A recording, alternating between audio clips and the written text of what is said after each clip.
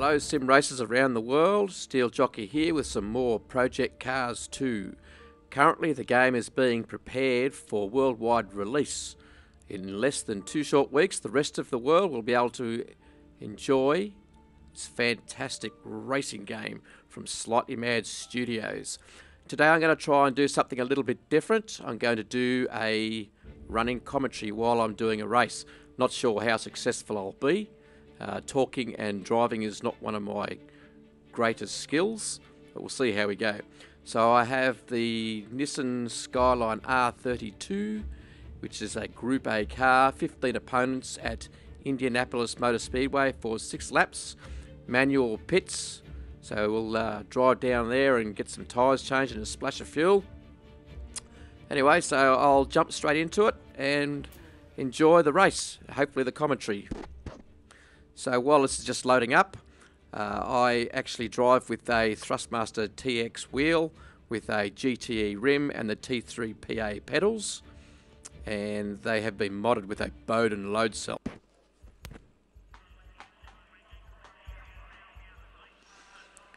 Alright, so let's start the session. Grab first gear, and away we go.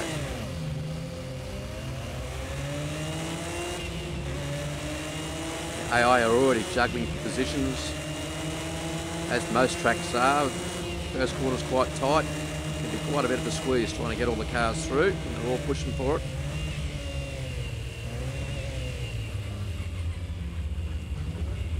Some of them cut the corner there a little bit, trying to get around the corner.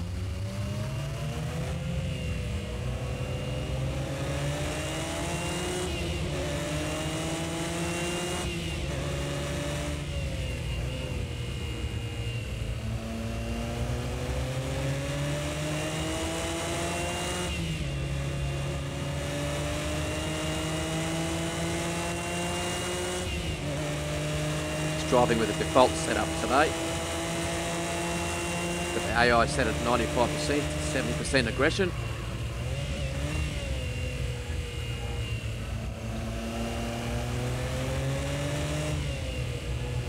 Need to be careful because this car can step out quite easily. You get a lot of oversteer happening if you're not careful. Compared to Project Cars 1, the Project Cars 2 force feedback system is a huge improvement. You can really feel the understeer, feel the oversteer. And it's a lot easier to set up too. Just a couple of quick buttons gets it going. Not 1,000 buttons to try and set up the force feedback on your wheel. The team has done a great job in simplifying getting the system running. I think I forgot to actually set my pit stop strategy, so I'll quickly go down and set my rest strategy. Select the strategy, there it is.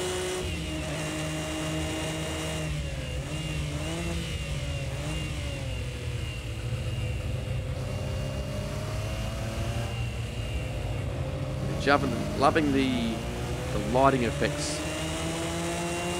The sun rises and the sun sets, the colour in the sky, the lights reflecting off the car or even inside the car. Right, we'll call for our pit strategy this time around, and we'll have some animations happening. Makes the pit lane come alive when you see people running around, changing tyres, jumping the wall.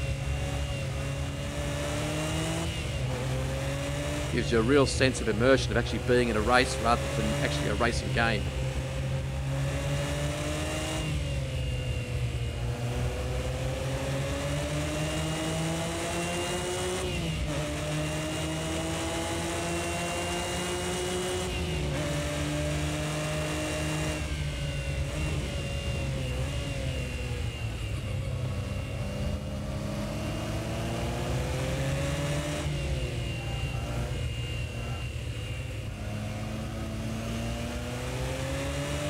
Right, got to select the pit limiter on.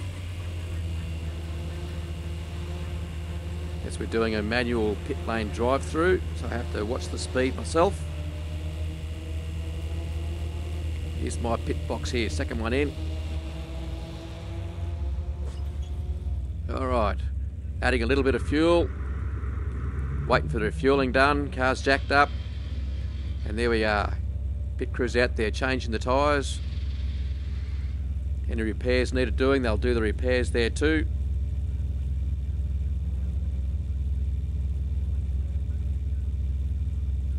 Release and go. And away we go. And you can still see action happening down the pit lane there with crews jumping the wall after the cars are being serviced.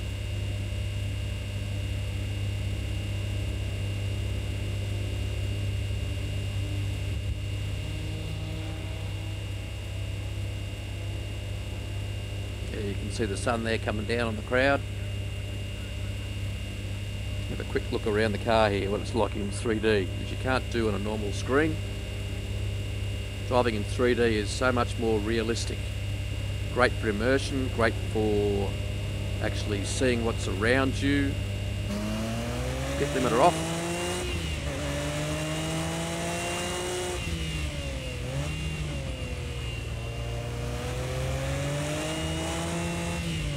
Being able to look in your mirrors just like you're looking in a real car.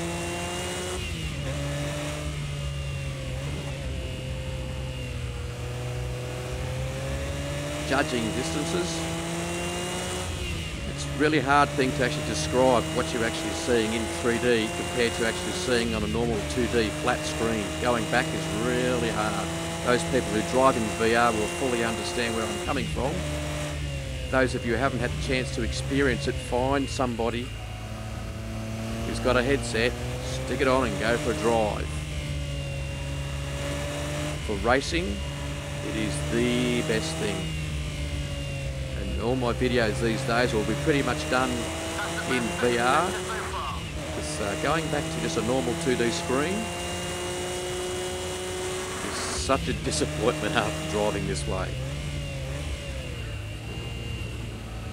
Right, nearly had the back end come around on me there.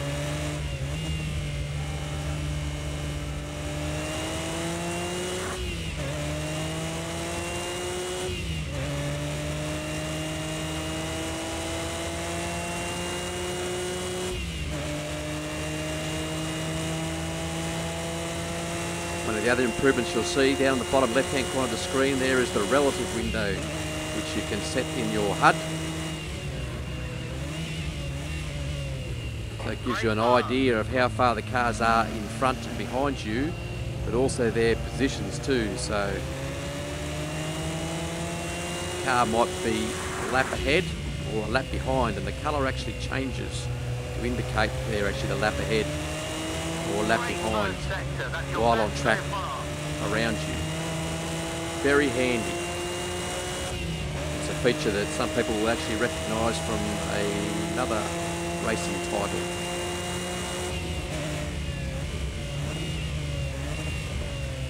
So they'll actually be quite familiar with how it all works.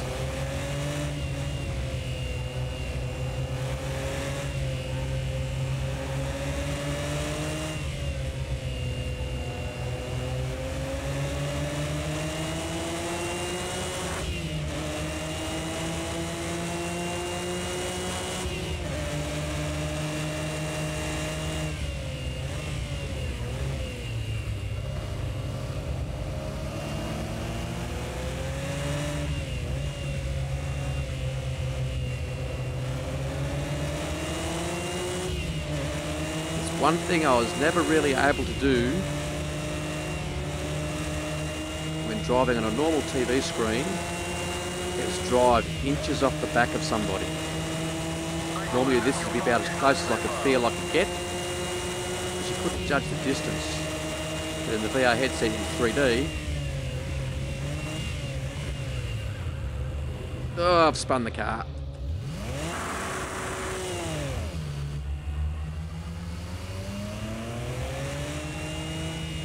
As I was saying, in the 3D environment, you can really sense how close you are and travel so close to other drivers, other cars.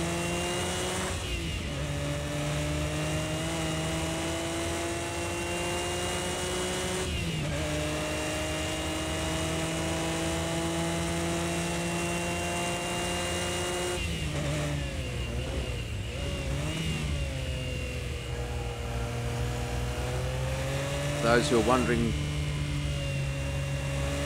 can you get a car to oversteer? Quite easily. This car in particular, it's quite easy to get it to oversteer. So we get some understeer happening there. Great stuff. You're faster than anybody in the second sector. It likes to oversteer. It's quite a lot of power at the back end.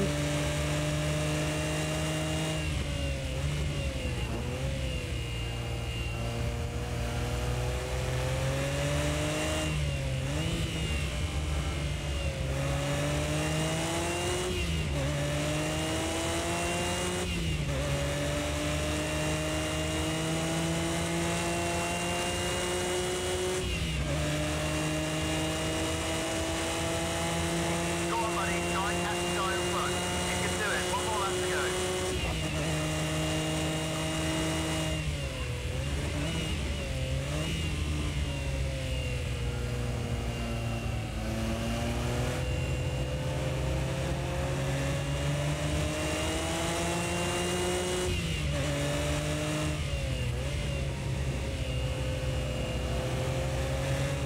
Getting a good run on them now.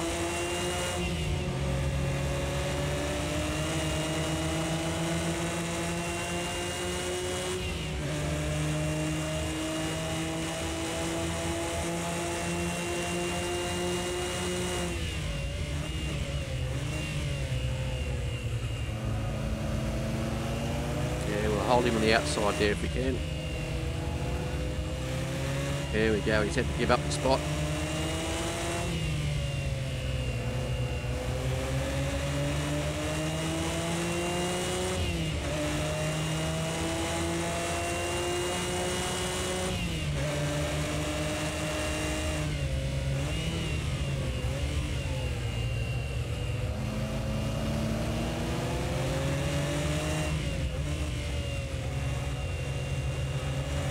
Yeah, look at that. Holding the line quite nice there while I was around the outside.